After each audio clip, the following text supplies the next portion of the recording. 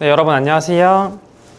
오늘은 이제 라떼아트 컨텐츠를 준비했는데 스티밍 부분보다는 오늘은 에스프레소에 대한 설명을 조금 드리려고 해요. 그래서 라떼아트를 연습하시는 많은 분들이 처음에는 이제 우유 스티밍이나 라떼아트 푸어링 스킬에 대해서 많이 집중을 하시는데, 물론 걔네도 정말 중요하긴 하지만 에스프레소 부분도 중요하다 보니까 에스프레소에 대한 설명을 드릴 건데, 그 중에서도 에스프레소의 가스에 대한 설명을 조금 드리려고 해요.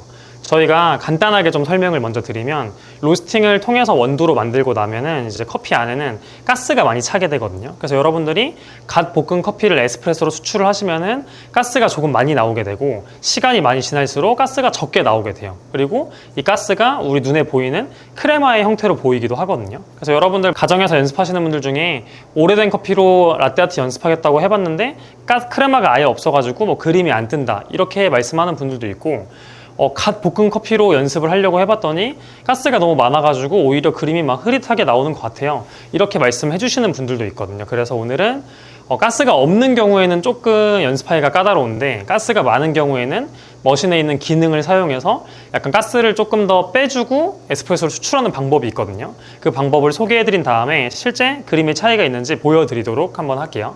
그러면 우선은 일반적인 방식으로 에스프레소 수출을 할 건데, 지금 장착되어 있는 커피는 어느 정도 로스팅한 지 일주일 좀 안 됐거든요. 그래서 가스가 꽤 있는 편이고 다크 로스팅 커피라고 봐주시면 될 것 같습니다. 그러면 추출하고 라떼 아트까지 한번 해볼게요.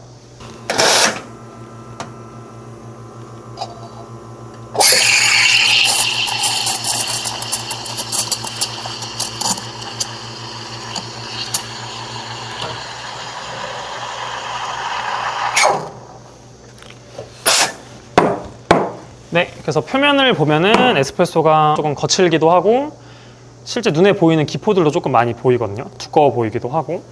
만들어 볼게요.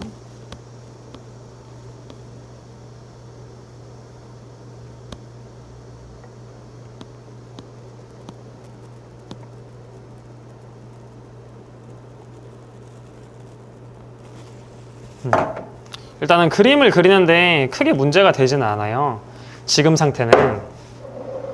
근데 이제 시간이 지나면서 그림의 표면이 가스로 인해서 깨지는 현상이 조금 더 아마 빨리 나올 거거든요. 이번에는 백플러싱 기능을 이용해서 가스를 조금 뺀 상태에서 그림을 그려보도록 할게요.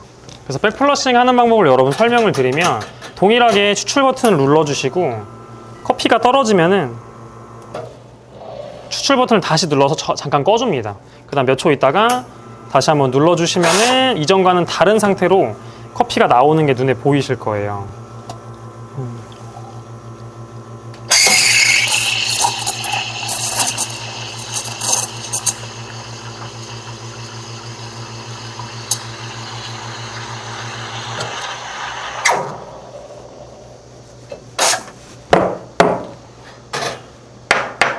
그래서 봤을 때 아까보다는 조금 더 얇은 크레마층의 에스프레소를 볼 수가 있습니다.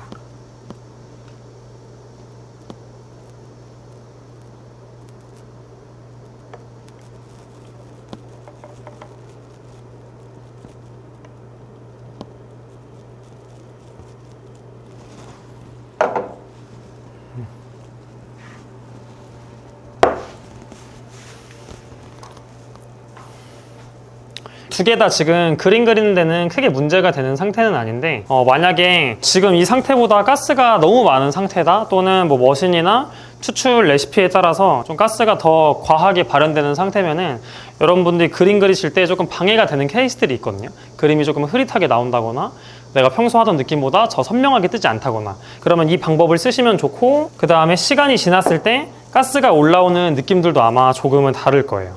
물론 첫 번째 걸 지금 먼저 만들어서 이제 더 깨지는 느낌들이 있지만, 두 번째 커피도 가스가 아예 없는 커피는 아니어서 조금씩 올라오고 있긴 하거든요. 근데 첫 번째보다는 그 현상이 조금 더 덜한 느낌이 있습니다. 그러면 아예 제가 좀 극단적으로 보여드리기 위해서 이 백플러싱을 조금 길게 가져간 다음에 추출하는 걸 한번 보여드려 볼게요. 가스를 아예 많이 뺀 상태에서. 그래서 이번에는 긴 시간 동안 가만히 있다가 다시 추출 버튼을 눌러줄 거거든요. 어떻게 보면은 커피 성분을 많이 진짜 제거한 상태에서 추출을 하는 거라 볼 수 있는데, 아마 추출도 좀 빨리 될 거예요.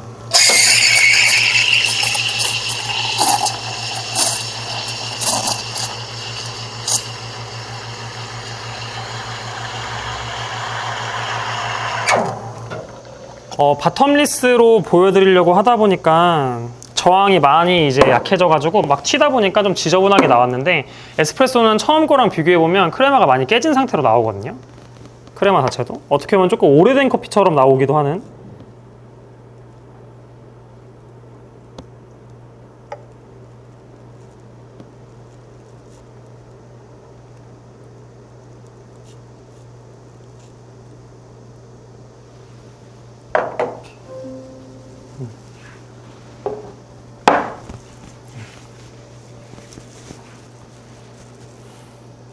그래서 지금 세 번째를 가장 극단적인 방식으로 하다 보니까 첫 번째랑 두 번째는 영상으로 보실 때는 조금 비슷해 보이실 수도 있을 것 같긴 해요. 근데 확실히 백플러싱을 조금이라도 진행한 두 번째가 가스가 올라오는 게 조금 덜 하긴 합니다. 근데 사실은 그림을 그렸을 때는 지금 상태에서 1번이랑 2번은 큰 차이가 있진 않았거든요.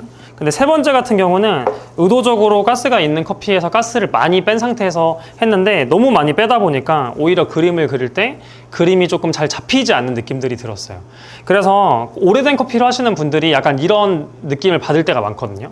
그림이 잘 뜨지 않거나 결이 막 선명하게 잡히지 않거나, 그러신 경우에는 가스가 너무 없는 커피 위에다가 커피 가루라던가 뭐 제티 같은 코코아 파우더, 초코 파우더를 뿌리고 그림을 그려주시면은 훨씬 더 선명한 그림을 보실 수 있습니다. 그래서 너무 오래된 커피는 그런 식으로 연습을 하시는 게 좋고, 가스가 너무 많아서 연습하기 힘드신 경우에는 오늘 알려드린 이러한 백플러싱 방법을 한번 써보시면 좋을 것 같아요.